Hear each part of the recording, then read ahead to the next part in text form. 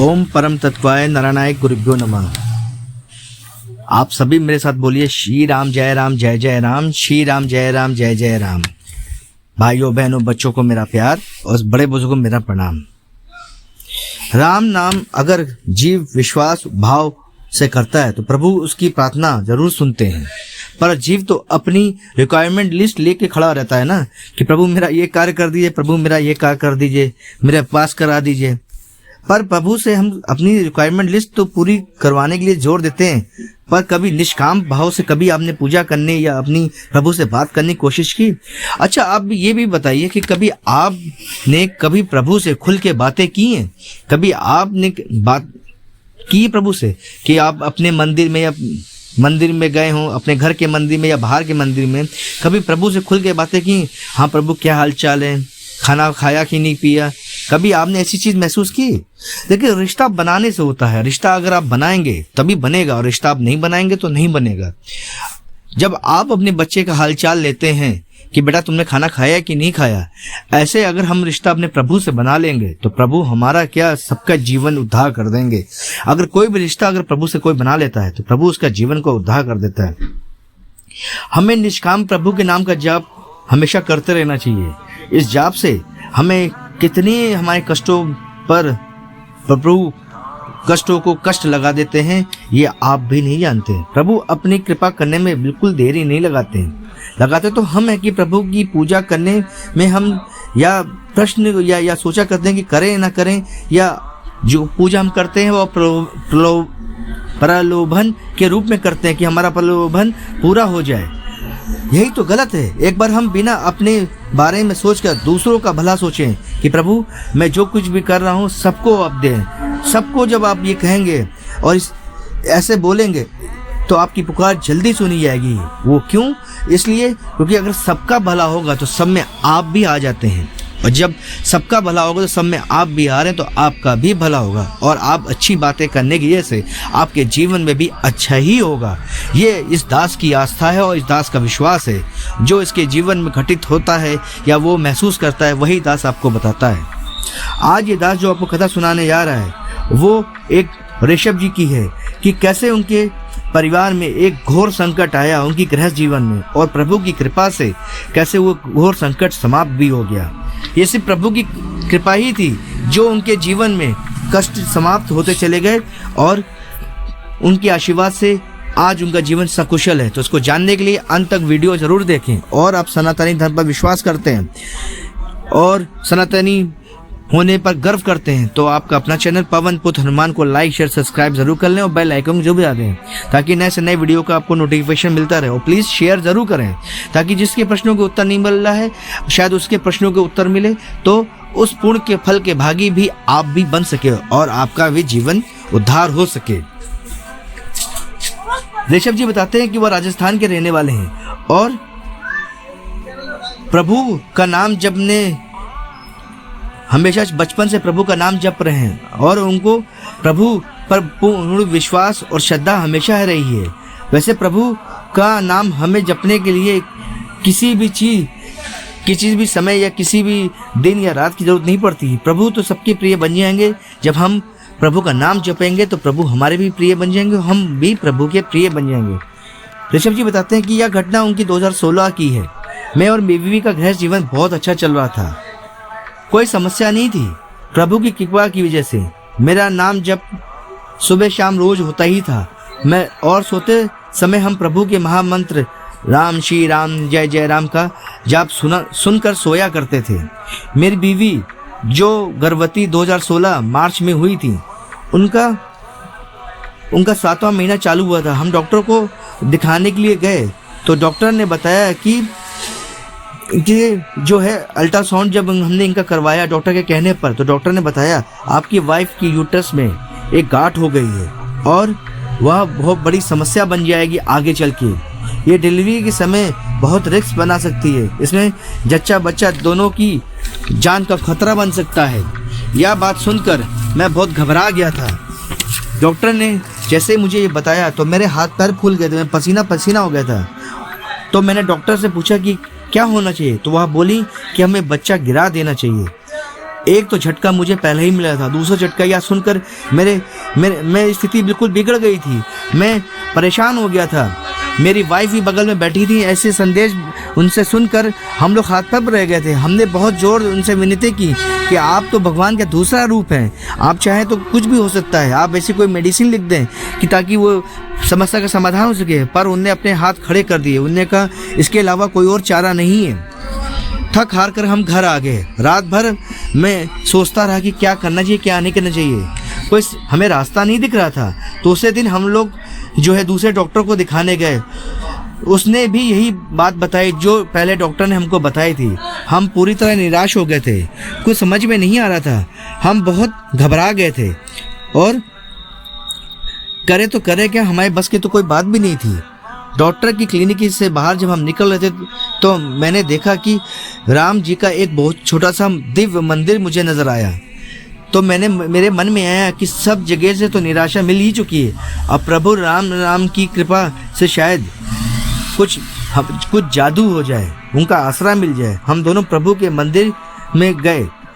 जैसे हम लोग मंदिर में गए तो प्रभु राम दरबार की प्रतिमा को देखकर मैं बहुत देर तक बिल्कुल स्तब्ध रह गया। इतनी मनमोहक, इतनी दिव्य अनुभूति मिली कि मैं प्रभु को एक टक देखता ही रह गया। ऐसी स्थिति में काफ़ी 10-15 मिनट मेरी स्थिति ऐसी ही बनी रही। मैं बिल्कुल स्तब्ध होकर प्रभु को देखता ही रह गया। तभी अचानक वहाँ के पुजारी आए और कहने लगे, बहुत सुंदर है ना प्रभु के ये राम दरबार की प्रतिमा।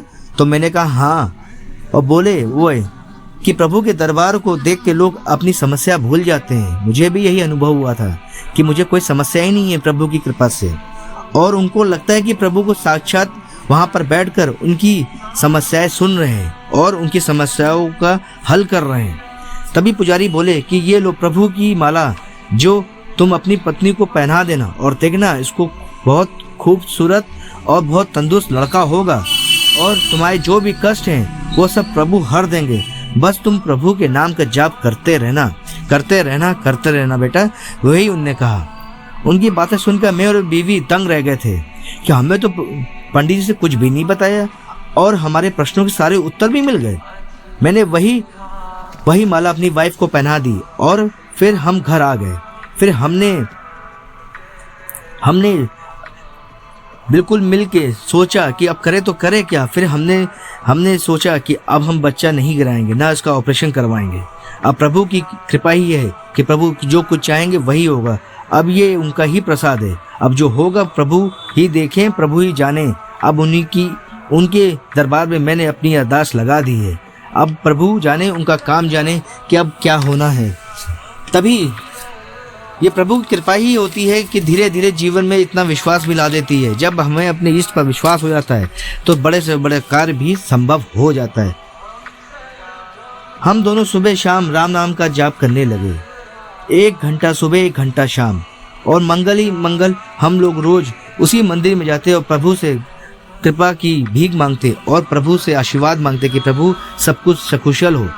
ऐसा करते करते 9 महीने हो गए।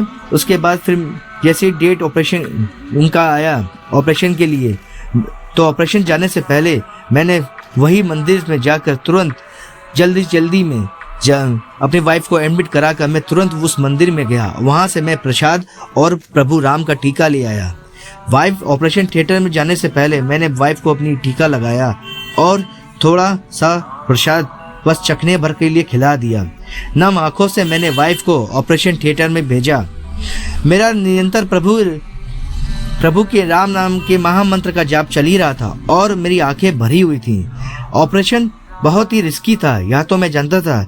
कुछ भी हो सकता था कि उसमें लाइफ जाने का बहुत बड़ा खतरा था। मेरी जिंदगी तो प्रभु के हाथों में थी। अब प्रभु जो भी चाहते वही करते।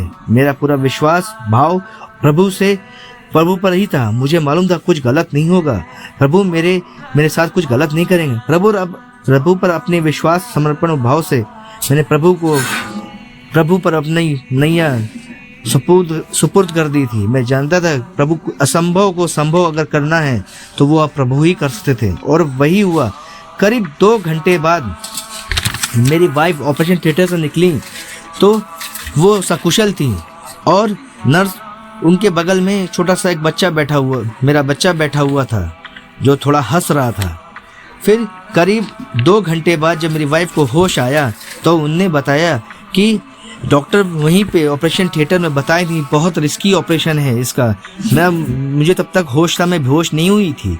बताए थी बहुत रिस्की ऑपरेशन है और इसमें जान दोनों की जा सकती है। मैंने इनको पहले भी बताया था 7वें महीने में कि आप ऑपरेट करवा लीजिए, लेकिन इन्हें नहीं कराया। अब देखो क्या लीला हो सकती है। वो मेरी वाइफ बताती हैं कि तभी मेरी नज़र खिड़की की तरफ गई। वहाँ पे मैंने देखा कि एक बाल रूपी लड़का बैठा हुआ है और मुस्कुरा रहा है वह मुझे देखकर और कह रहा है, डरो नहीं, मैं हूँ तुम्हारे साथ और तुम्हारा ऑपरेशन और बेबी दोनों सकुशल होंगे और दोनों अच्छे होंगे, मैं हूँ ना तुम्हारे साथ। और मेरी वाइफ बताती है जैसे ही मैंने यह शब्द उसके बच्चे के मुंह सुने तो मुझे थोड़ी सी बेहोशी आने लगी और मुझे लगा कि अब प्रभु ही संभाल रहे हैं सब कुछ, प्रभु ही कार्य कर रहे हैं, जो होगा अच्छा ही होगा। ये चमत्कार ही कहेंगे कि मेरे प्रभु की इतनी बड़ी कृपा देखकर मैं फूला नहीं समा रहा था। आज मेरे वाइफ और बच्चा दोनों सकुशल वापस आ गए थे और इस खुशी का ठिकाना मेरे आंखों से आंसुओं के रूप में बह जा रहा था। ये प्रभु की कृपा ही थी जो इस दास पर बरस रही थी। मैंने तो सिर्फ प्रभु पर विश्वास किया, लेकिन प्रभु ने उस विश्वास के रूपी मुझे, मेरे वाइफ और मेरे बच्चे की दोनों की जान मुझे वापस कर दी। ये प्रभु का मैं कैसे कोटि कोटि धन्यवाद दूं और कैसे कोटि कोटि गुणगान करूं। आज मैं आपको ये जो इस कथा के विषय में बता रहा हूं तो सिर्फ इसीलिए बता रहा हूं ताकि लोगों को प्रभु के नाम की कृपा के बारे में जाने और प्रभु के स्वाद को जाने, प्रभु की कृपा को जाने, प्रभु के आशीर्वाद को जाने और वो भी इस मुहिम में लग जाएं। आज मेरा बेटा, मेरा बच्चा और मेरी वाइफ दोनों सकुशल, दोनों स्वस्थ हैं और उसका नाम भी मैंने अपने बेटे का नाम श्याम रखा हुआ है, प्रभु राम के नाम पर ही। और वो सब स्वस्थ हैं और भगवान की कृपा से सब जीवन बहुत अच्छा चल रहा है। तो आपने देखा कैसे प्रभु रास्ता बनाते हैं और रास्ता बनाते चले जाते हैं। बस आपको अपने जीवन में यह सब कुछ प्रभु के ऊपर सुपुर्द कर देना है, फिर प्रभु आपका रास्ता ऐसा बनाएंगे कि आपके जीवन में कष्ट तो आ ही नहीं सकते हैं। आपने एक बार विश्वास, श्रद्धा और समर्पण से प्रभु को याद किया तो ऐसा हो ही नहीं सकता है कि प्रभु आए ना। एक बार आपके मित्र या कोई आपके पास का कोई नहीं आए, लेकिन एक बार अगर आपने मन से प्रभु को याद किया है तो आप देखेंगे कि आपकी सहायता के लिए कोई ना कोई तुरंत वहां पे स्थित होगा ही होगा। ये दास का ही अनुभव है। अगर आपको इस दास का कार्य पसंद आ रहा हो और सनातनी धर्म पर विश्वास करते हो तो कृपया आपका अपना चैनल पवन पुत्र हनुमान को लाइक, शेयर, सब्सक्राइब जरूर करें और बेल आइकन को जरूर बजा दें ताकि नए से नए वीडियो का नोटिफिकेशन आपको मिलता रहे। और सनातनी धर्म पर विश्वास करते हैं तो कृपया इसको शेयर जरूर करें और सब्सक्राइब भी कर लें। किसी के पास भी कोई भी अपना अनुभव हो प्रभु को लेके तो कृपया अपना अनुभव मुझसे शेयर कर सकता है, मैं उस पर भी वीडियो बनाऊंगा। अपना मोबाइल नंबर जरूर मेंशन कर दें ताकि और लोग के प्रश्नों के उत्तर मिल सके, उनके जीवन में उद्धार हो सके और उस पूर्ण का फल के भागी आप भी बन सके। तो कृपया अब मैं वीडियो यहीं समाप्त करता हूँ। आप सभी मेरे साथ बोलिए, श्री रामचंद्र की जय, सीताराम की जय, नीम कलोरी बाबा की जय, भारत माता की जय। जय जय श्री राम, जय जय श्री राम, श्री राम जय राम जय जय राम, श्री राम जय राम जय जय राम, श्री राम जय राम जय जय राम, श्री राम जय राम जय जय राम। जय श्री राम, जय श्री राम, जय श्री राम, जय जय श्री राम, जय जय श्री राम, श्री राम जय राम जय जय राम, श्री राम जय राम जय जय राम। धन्यवाद।